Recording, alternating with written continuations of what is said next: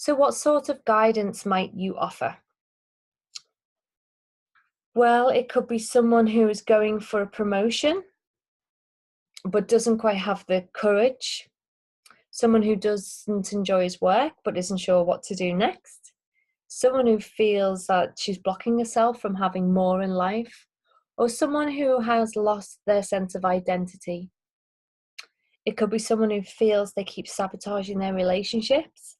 Basically, any life situation that's stopping someone from feeling that they're living their best life is where a coach can help move a person forward.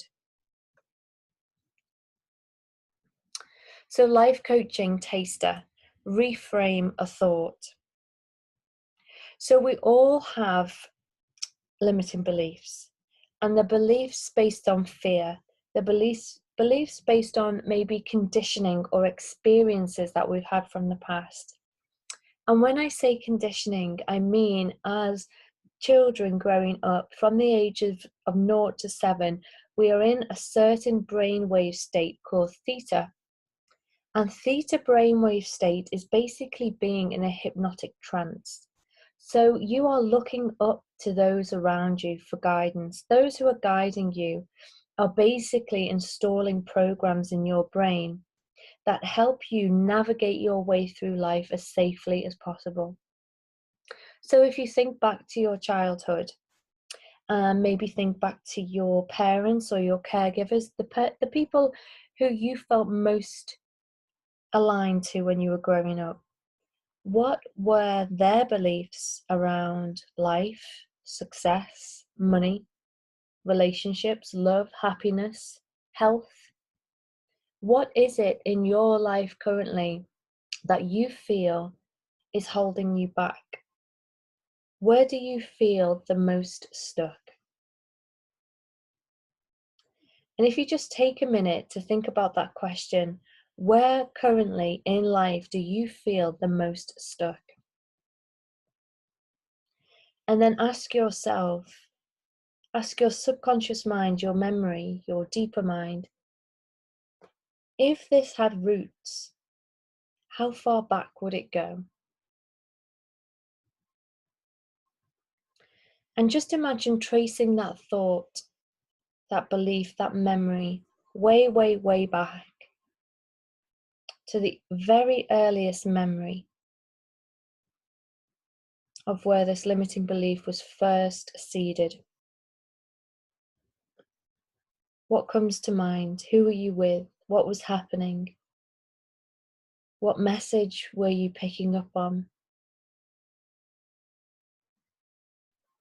And then think about a time before this seed, this belief had planted.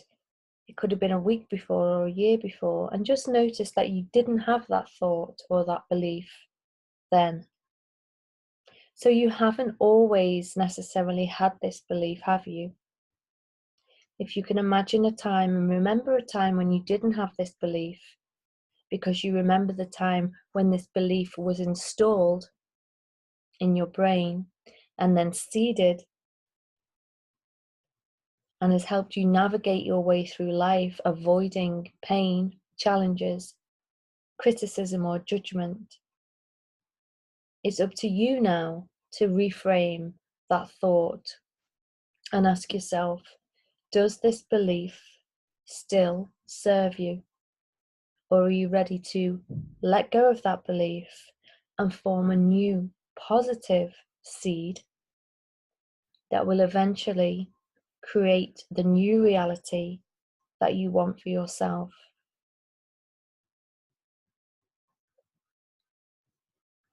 Think about the ways in which you criticize yourself. We all have an inner voice, a critical negative self-talk, and we may all have just as equal positive self-talk as well. But it might be that you tell yourself you're no good at something, you can't do something, or you lack a certain quality. For example, you might say, I'm no good at art. And you say it over and over and over again. I just want you to notice how it makes you feel. Where about in your body do you feel that negative sensation?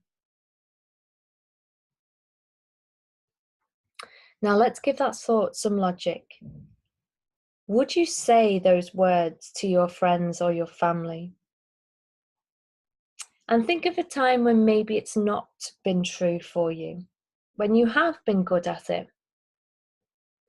Now rewrite that thought, telling yourself you can, and giving evidence. I can be creative, for example. I made a great costume for my child, for instance. So close your eyes and repeat this to yourself and notice how this makes you feel, how it changes your posture, how it loosens the tension in your body. So what is a typical day as a life coach? Well, a typical day for me is seeing clients, working on my own personal development, and at the moment, creating content. I'm always promoting my business, and I won't lie, there is a lot of paperwork involved. And in between that, obviously, you have to fit in your clients and market your business, but that's called self-employment.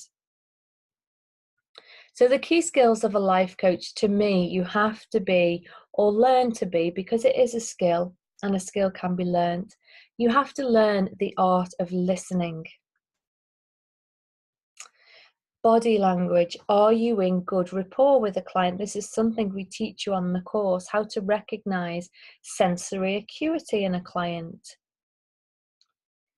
And this is absolutely one of the key things that I teach you on the course, is how to build great rapport with your client, because it's really that space that you create with your client that is the key element to a good coaching session. Questioning. You will get adept at asking the right breakthrough questions that can just really transform your client's way of thinking.